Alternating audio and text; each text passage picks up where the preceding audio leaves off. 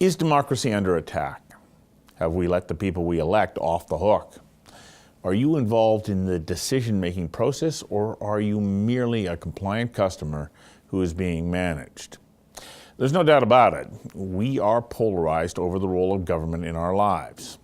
So is the role of government to create opportunities for markets to thrive, or is it to create environments for people to thrive? The tug-of-war between the left and the right rages on, while the balance point between those two perspectives appears to have been lost. Now, where you come in, you have to realize, does not end at the ballot box. We all have a responsibility to speak up, get involved, and work with the public officials we elect and employ to ensure they work on our behalf. Valerie Lemmie of the Kettering Foundation, a Washington, D.C.-based democracy watch organization, says you and I are what democracy is all about. We asked her to join us for a conversation that matters about our role in governance. Conversations That Matter is a partner program for the Center for Dialogue at Simon Fraser University. The production of this program is made possible thanks to the support of the following and viewers like you.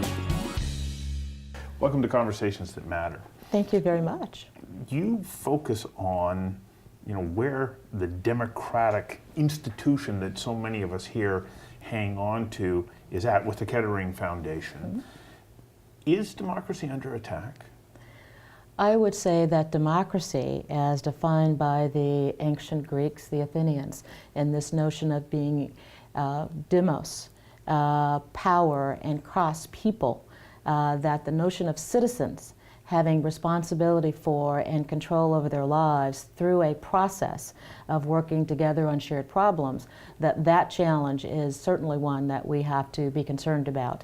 And the threats to democracy continue to go, particularly the Western liberal democracies that most of us, certainly in Canada and the United States, have grown up with. There's a report by the Transatlantic Treaty Organization that talks about the pressures that European and U.S. North American democracies are facing. And so there are absolute challenges. But the nice thing about being in a democracy is when there are challenges, there are also wonderful opportunities. Mm-hmm. And you look for the leaders, the innovators, the thinkers, the experimenters to help us identify and really take advantage of those opportunities. You hearken all the way back to Greece. Yes. And I believe it was Socrates who sort of talked about the demise of democracy, and it would be this incredible liberalism, which you just referred to. And is that part of what is causing challenges? There are some people that want to move forward with a more inclusive and encompassing view, giving rights to all, and others who say, no, I want to narrow that. There, I think, clearly is a question when you talk about democracy, well, what do you mean? Mm-hmm. And particularly, what do you mean about the role of governing institutions? For those who think of a Keynesian sense of governance with a responsibility to control and interfere in a positive way to ensure that the downside of markets doesn't affect the general population, that their basic rights and responsibilities, there's a sense of equity, and that government is the last bastion for ensuring that those rights and resources, as we talked about in our Declaration of Independence, are realized. And others of a more neoliberal perspective who think the responsibility of government really is in creating the opportunity for markets to thrive and individual competition to be the order of the day. And that's a very different role then for government, because then it's not about rights, it's not about ensuring justice, it's about giving the individual responsibility for taking care of those things, him or herself. So what's our role as citizens in a democracy? Are we, basically there to vote them in and then say, okay, we give you the mandate, now you go fulfill it, and if you don't, adhere to those principles that you put forward that we hired you on, therefore we're going to fire you and hire someone else. But is that the end of our responsibility, or do we need to be active participants? Well, at the Kettering Foundation, I am so privileged because we study how to make democracy work as it should. And our notion is that citizens, in fact, are democracy, and that it is not about it being just a legal responsibility of rights and voting and serving on a jury, but in fact, it is a responsibility to help fix the challenges and the problems that occur in your community. But so often, public institutions believe that citizens are clients, they're customers, that it's about best practices, it's about internal management issues, and if we only show people that we're working really hard, they'll have confidence in us, without recognizing that the real role of citizens is to work with government. How do you actually get involved so the government will listen to you? Because right now we kind of have these, like, we're going to have a public forum or an open house meeting and whatnot. And in some ways you look at it and you go, well, isn't that just a marketing exercise? The government's going to tell me what they're going to do. Right. They're going to act like they're listening to me. They might make a couple of like window dressing adjustments, and then they're still going to do what they intended to do. So is that really democracy? And maybe I'm treading on your territory. No, I love it. I love your passion.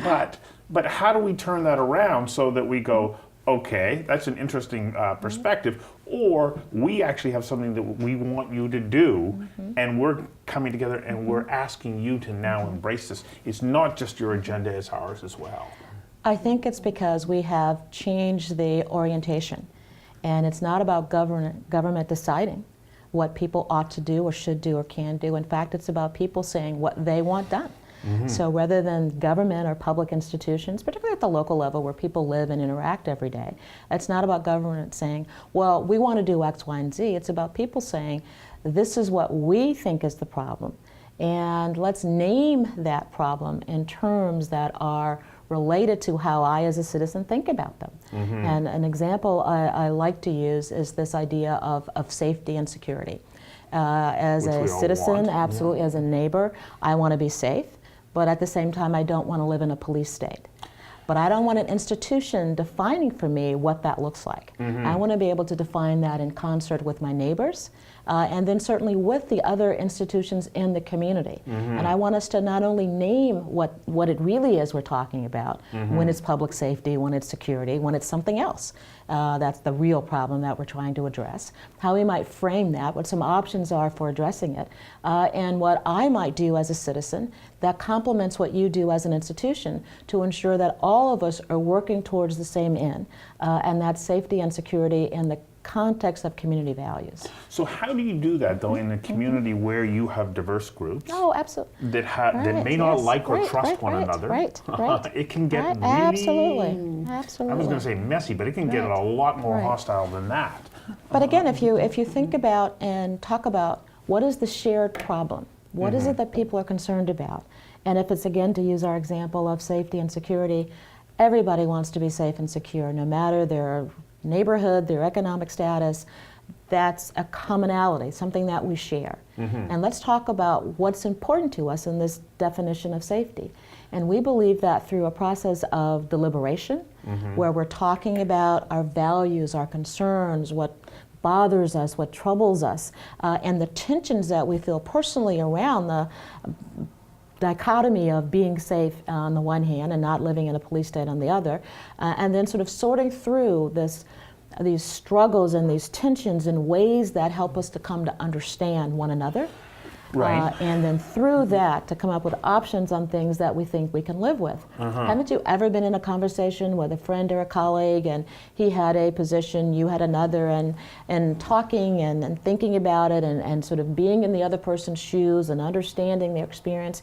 You say, well, you know, I really hadn't supported that, but I think I can live with maybe this much of that. Well, that's what happens in deliberative forums and deliberative environments, when people really struggle through what the real challenges are on those shared, wicked community problems that everyone's concerned about. Okay, so as you're saying that, I don't want to be saying but, I want to say and. Yes. I find there are times when you get into conversations with people who are deeply passionate about something. They believe from their perspective they've got the answer, and you're having to interact with them going, okay, can I get you to shift your view over here? And they don't want to go. And still, there are these big intractable problems that we have to figure out. And really, if we don't do that, how does democracy work? I think, again, it starts with a recognition that everyone has something to offer, and that everybody brings interest to the table. And it's You're sitting talking down. about open-minded, respectful Not everyone is human going to be beings, open-minded no. or respectful, and if they don't want to participate, there are thousands and thousands of people who do want to participate, and those are the ones you bring to the table. So it really is a process of finding people who care about an issue. And that can work in a variety of ways. We have some communities across the world who use the process of sortition. A lottery system. We're talking about the ancient Greeks. A lottery system of inviting people to come out to talk about a community concern. And let's say it's a community of 1,000 people, and they might ask 500 to come out to a meeting, and you might get 250 to come out. They deliberate, they dialogue, they discuss the issues in a variety of small group settings. They come up with some various options. They then use a citizen assembly as a way of addressing it and sorting through the details and the minutia of how do you move from a concern or a problem to actual action to fix that problem, and who does what. Others, through organizations like the National Issues Forum, bring people together who want to talk about the issues in their community and who want to be able to do something about it, and who see that they have power as citizens, that they can make a difference when they work on something that people are passionate about. And you'd be surprised when you ask people who we often say, oh, well, they never get involved. They don't get involved in problems that they don't see it matters, or they don't see where they can have a voice. But everybody cares about their safety and security. They care about their kids, where they're going to go to school, the quality of that school. And if you find, absolutely, if you find the place where people are normally together, inviting someone down to City Hall, you might not get a lot of support because of the mutual mistrust that so many citizens have of government and government of citizens. But if it's their neighborhood church or school or restaurant or place that is a gathering spot, it might be different. So who organizes this? Like, when we talk about this, Who creates the civic spaces for this learning to occur? Who has the ability? Who has the reach? Who can make the call that somebody's actually going to come? There's several places. I mentioned the National Issues Forum. These are volunteers, citizens and communities who have a passion and concern, and they say, I'm willing to call in people in my neighborhood if you'll call in some people in your neighborhood, and let's start talking and work it through. But there are also civic spaces that centers of civic life and public life have in most of our area universities and junior colleges. Places that most of us trust. They're neutral spaces, they're non-political spaces, and they have sort of an expertise and a level of knowledge of their community that can be the place where we learn as citizens how to work together in more democratic and thoughtful ways, where public officials can learn to share power and recognize the power and the resources, the assets that are in their communities. There's the online environment, and I know that it is fraught with trolls and how do you verify and whatnot. A couple of years ago, I had a guest on the show, Colleen Hardwick. She's from Vancouver here, and she has gone and created a program called PlaceSpeak. And it is designed to help in community so that it can be this two-way conversation because of the levels of verification that you are who you say you are and that you actually live in that community. And so therefore, when you are speaking online, you're doing so openly and with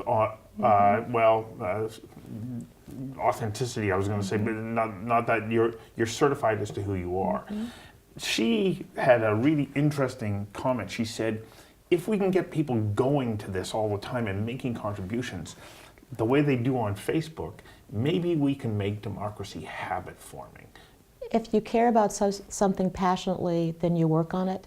And if you work with citizens on those problems that they care about, you will absolutely get their involvement. And I may be concerned about an issue and I may be working 6 months, and maybe it's my neighbor who works another 6 months, and then I get engaged again because we all have other lives, and we're talking about a lot of this work being volunteer work. But it's around issues that people care about in their neighborhoods and that they look at and they deal with every day. But I don't expect that one person will spend the next 40 years working on a particularly difficult problem. But that all of us in the community will work collectively, and we will bring our respective assets and expertise and knowledge to the table. So it's not like you have to do this all the time, but if there is an issue that you're passionate about, then get involved. Exactly. And find ways to do it, not just get involved and be a dictator.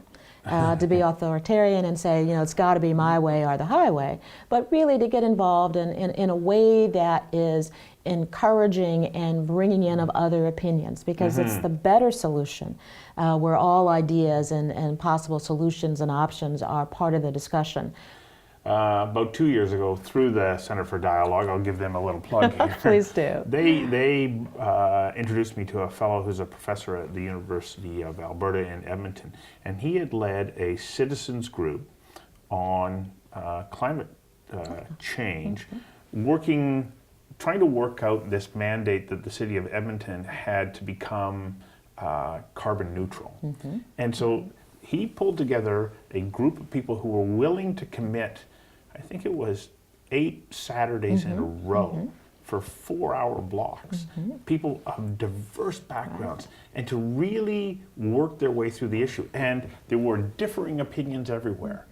But when they came to council with their findings, council said, okay, we're willing to listen because of the diverse background of all those people who are involved. So how important is it that if you are putting together something like this, that you make sure that you're representing like an accurate reflection of the community that you're in? Well, if you don't, you won't have a solution, because too many people will come out in opposition. Yeah. So if it really is a problem that people share, then you want them at the table with you. Not to mention, I want it to be fixed. And if I can't do it by myself, I do want my neighbor to help. And if all the neighbors can sit down and say, this is what works for us, quite frankly, it's to the advantage of elected officials and appointed officials to say, how can we help you? So when I think about the last 50 or 60 years, which is the only ones that I have real direct connection with, I think, well, overall life got a whole lot better for a lot of people economically. And did they stop paying attention to the policies that were being made because they're going, well, life's pretty good. I don't necessarily have to get involved. Is that changing? And is part of our responsibility to respond to that change to get involved again? Well, am I right in my perspective? Certainly, there have been enormous changes in the world since your coming of age period in mind. First of all, technology. There was a time when you knew what was going on in your neighborhood, in your block, with your neighbors, but maybe not in the rest of the city. Now you know what's going on in countries and neighborhoods all over the world. So there's a huge span of information, the internet, cameras, news 24/7, and other sort of ways of communication. When I first started in public government, information was prized, information was deemed power. Now everybody has access to the same information. The key is to make sure that it's accurate information, that it can be proven and tested. And that is the key, isn't it? And that's, again, where the transparency of a deliberative process, where people are able to get good information from the appropriate and accurate sources, and they're able to test that information, so to validate that information, so that they can make good decisions. Well, and you have to bring in people who actually understand the engineering, the physics, the accounting of it, the legal issues. Otherwise, you can come up with a solution that has no practical application. And we also have to understand the sort of politics and the role professionals have often unintentionally played in seeing their expert role outside of the community's role. And I like to talk about traffic engineering as another example. As a traffic engineer, historically, your responsibility was to do what? Move traffic in and out. Yes. But if I am a business person in the downtown, what do I want traffic to do? Park. And stop and spend money. If I'm in a neighborhood, what do I want traffic to do? Go around me, exactly. So as a traffic engineer, there are built-in tensions then. And how that's resolved is through politics. And people have to, again, express and say what it is they need. If you leave it to the engineer, it will be getting traffic moving to and from. But if you recognize that the interest of a community is larger than just the expertise of an expert, and the key to democracy is recognizing how that expert information can be addressed with the concerns and the values and the interests of the larger community, and that the solutions then, the options then for consideration are ones that the engineer says, yes, this will be safe if we do it this way.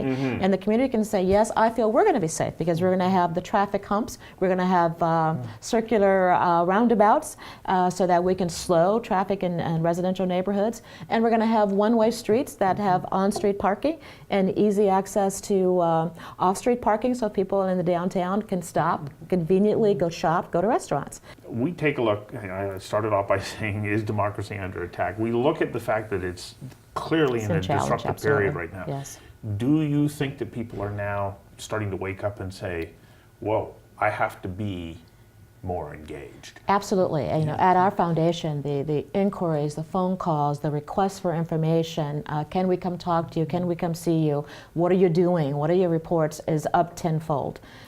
So there clearly is a broad interest. So it's a wonderful time for us to be able to share our research and our businesses sharing what others are doing as well. It's not just what we've learned, but what we've learned over 30 years from others who are doing this work in the field that then we try to share through our networks across the world. So absolutely there is an interest. And I want to just add another plug. The interest is locally. Yeah. People in communities are saying, I can't rely on the federal government to do it. I can't rely on state government to do it. If I want to see a change in my neighborhood, I'm going to have to do it myself with my neighbors. So that may just be the silver lining in this darkening cloud Yes, at the I moment think so. over the, I think so. the mantle of democracy.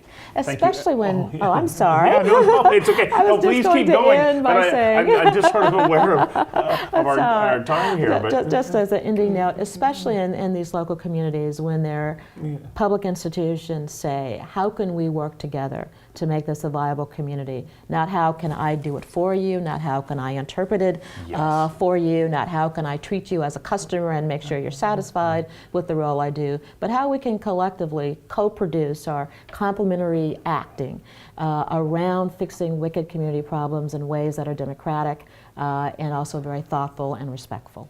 it's a wonderful note to end on. Thank you very much Thank for you coming for in and having me. doing It's been a this. pleasure.